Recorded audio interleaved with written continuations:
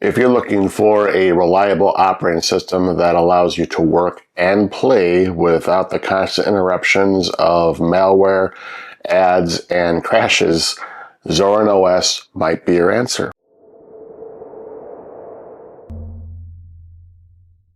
Microsoft Windows has been around for over 40 years. I remember back in 1995 when Windows 95 came out, I was working at Computer City, which is a Tandy Corporation store, and it was just heyday at the store. Everybody was so excited about purchasing Windows because it was more user-friendly and actually had a start button, quote unquote. The problem is that because Windows is so prevalent, it has the most dominance in the industry, it's like catnip to hackers. Whereas you take operating systems like Linux or Mac OS, which are maybe around 5-10% at the most, they're not going to have as much malware because there's no point, because most people are on Windows, so hackers are going to focus on Windows. Of course, that's just the malware. There's also the constant ads, the memory problems, the crashes, the intrusive updates.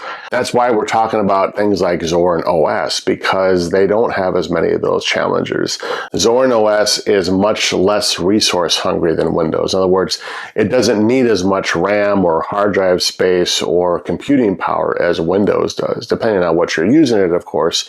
But generally speaking, if you're just using it for word processing and surfing the web, it's going to eat up much less resources than Windows will. Now, Zorin OS is open source and based off of the Linux OS.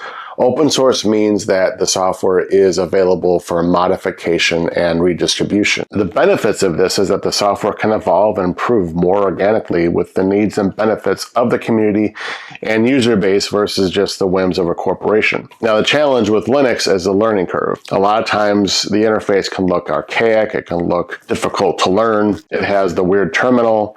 The good news is that with Zorin OS specifically, it's very easy to customize it so it looks, feels, and also sort of behaves like Windows. What's more is the average user will rarely, if ever, need to use the dreaded terminal. Now, I did a video a couple months ago about how to install Zorin OS as a virtual machine on Windows. So if you want to know how to install it, I'll leave a link in the video description as well as where to get the download of the ISO.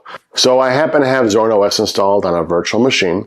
So let's jump in and see how it might be a better fit for the average person. So there are 3 different variants of Zorin OS, and here we are on the Zorin website, which I will leave in the description also.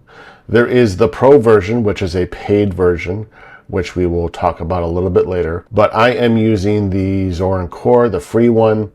There's also an education one that's available. We're going to be focusing on the free one today. So here we are in Zorin OS. Like Windows, it has a taskbar and it has some icons on it, just like Windows. And there is a start menu with a search feature. If we put our cursor in the search feature and type in Office, if we want to look for productivity software, we have Zorin Office right here, which is like your Microsoft Office, which has your word processor, your spreadsheet, your presentation program. This also has drawing and math and has a database, which is pretty cool. Now, if we wanted to find an email client like Outlook, I'm going to click on the Start button and go in the search area and type in email. And this is if I don't really know what I'm looking for. I'm just going to type in email, and what comes up is we have a couple different options, but the one that's installed on here is called Evolution. There's also Gmail or GNOME Gmail, which is something I can download, as well as Thunderbird. Thunderbird is probably a little bit more, better known than Evolution. I'm actually trying out Evolution to see if I like it. And it's sort of like Outlook. It also has your different contacts. It has a calendar app, which is kind of handy, has a to-do list, and even has a memos, which is sort of similar to notes. So let's go on to customizing Zorin a little bit, so it's a little bit more like Windows. So to do that, we're going to go ahead and click on Start again, or the Z, and go to Zorin Appearance. And we have 4 different desktop layouts under layout here in the top left. We have a couple that look like Windows, a couple that look like Mac. This is the one I'm on right now. If we want, we can go down to this one. And now we have our icons on the bottom here, or our taskbar, I should say, on the bottom. Or I could go to this option, which is a little more like Chrome OS, I suppose, or maybe more like Mac. As we mentioned before, there's also a Pro version. And if we want to learn more about that, we'll click on Learn More. It'll take us back to the Zorin website that we were on before. And you can download it, and it's about $47.99 before tax. And it gives you a couple different more desktop layouts. It also comes with more pre-installed software. The pre-installed software that it provides is free, so you can still download it. But the good thing about the Pro version is that it does include support, and you're also giving a donation towards an open source project, which is always good. So if we go back to the Zorin Appearance, we can click on Theme. This is where we can change this accent color here, which is now blue. We can change that to red or purple. With respect to the background, we can change it from light mode. We can change it to dark mode if we want to. As you can see, it changed the desktop background, and we can also put it on a schedule if we want to. So if we click on the middle one here, that's going to bring up our scheduler. We can do it for manual, or we can do it based on sunrise to sunset. So I'm going to do that actually. And I have to turn on my location services, and so we'll do that later. But that's kind of a neat feature. So back to Zorin Appearance, under the theme, if we click on Other, we can go to Applications, and we can change the different themes here for the different types of colors and icons. We can also adjust the cursor, our mouse pointer. I actually changed, I think I used this one, Yarrow, I think it was the one I was messing with, and it made it invisible. So anyway, that's something you can monkey with if you want to. Then we have the effects, and this is kind of cool. We can turn on jelly mode, which is this little action here, which is kind of neat. If we turn it off, then we don't have that. Kind of a neat little animation there. Next, we can go down to desktop, and here we can tell it to show the icons on the desktop. And our options, if we want to put the trash can on there, if we want to put our network servers or maybe our mounted volumes on there. We can also make the icons bigger if we want to. So if we turn that on real quick, now we have these different icons here that some of those are things I've already installed. And I can change the size from tiny to small to large. Next, we have the options and behavior for how our windows behave. This is considered a window up here. And then we have interface, and this is where we can mess with the different taskbar settings, this is our taskbar down here. So if I click on this, it goes into another window here, which we can bring over. And there are a ton of different things we can do in here. We can mess with the position of this taskbar. Right now it's on the bottom. I can make it to the top if I want, and it jumps up here, and go to the right, and it goes over to the right, such and such and such. I can make it thicker if I want to. I can make it more pronounced down below. I can make it the length smaller, so it's more compact. One thing you do want to pay attention to is if you are using dual monitors, you want to make sure that this is tagged on so that your panels are across both monitors if that's what you want. And here is the different options you can have. As I mentioned, there's tons of different ways you can set up your desktop buttons, dates, or your different activities button. From here, if we go over to style, we can change the transparency, where we can tell it to hide if we have other applications that are open. We can make it mess with the opacity, so we can turn this down a little bit, and you can see that it's getting a little bit more opaque. We can also turn that off if we want to. So there's a lot of different things you can do in here. You can spend all day in here messing around and changing different options and different effects for your taskbar. From the interface, if we go to click on fonts, we have the interface text, which is this text right here within the window. So if I click on here, and let's say that I'm a little bit hard of seeing because I'm wearing glasses, obviously. So if I click on extra bold italic and I make it a little bigger on the bottom here, right now it's at 20. If I crank it up to 36 and see what happens.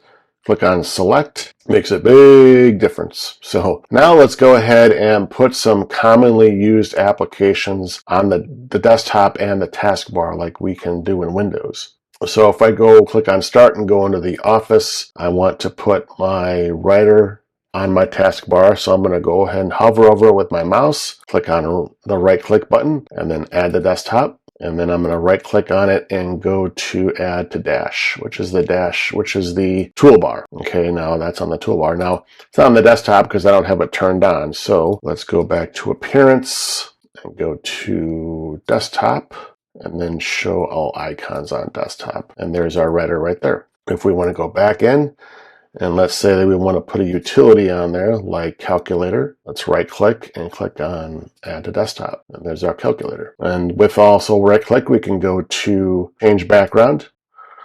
What's kind of pretty. And we can also right click on the desktop and go to display settings. And I can change the resolution. I can change the orientation, the refresh rate, obviously. So let's go ahead and see what other software is available for Zorin. Click on this little icon down below, which is our software button.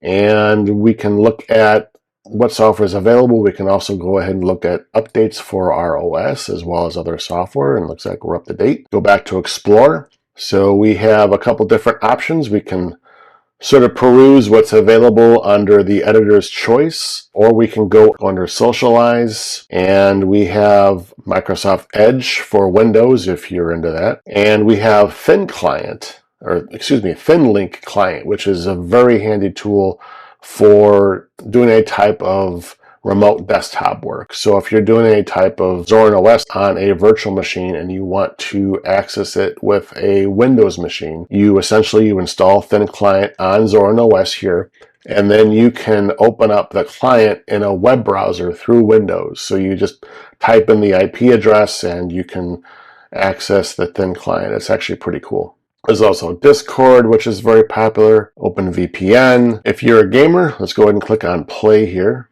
We have our DOS box here, always very popular, but make sure that you own the games before you run the emulators. And this brings us over to Lutrius, which I recently installed. And Lutrius is another example of open source. It's essentially a free video game management hub or tool that consolidates all of your games under one roof, under one source.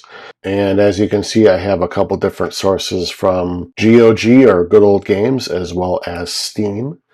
And the cool thing about Lutrius is that it will grab any packages or installers that it needs to create a compatibility layer for these different games, which compatibility layer to me essentially means that it translates the game, so it'll play on Linux. These are not emulators. Actually, Wine, which is one of the things that it uses, the acronym for Wine is not an emulator, which I find kind of funny. So that is Lutrius. And if we close that out, I'm going to mosey myself over here real quick. And if I click on the right part of the screen down here, I have options to change my light mode and dark mode right here. I can lock the computer, means that I have to enter my password to continue my session.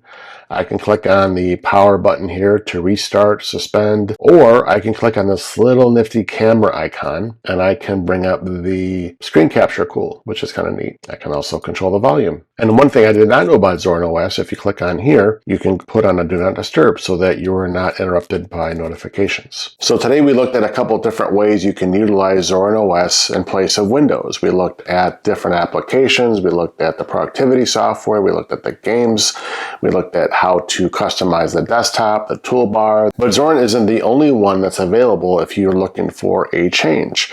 Other options are Linux Mint, Pop! OS, Ubuntu, but you tell me, what do you prefer to use besides Windows? Or are you happy with Windows or others like Mac OS? What's been your experience with Mac OS and Windows or other versions of Linux? Let me know in the comments. But before you go, make sure that you like this video if you did find it helpful, and if you have any other constructive feedback that you want to give me, please leave it in the comments. Also make sure that you're subscribed so you don't miss any other upcoming videos. And make sure that you have a happy and safe holiday. Thank you for watching. We'll be talking to you again very soon.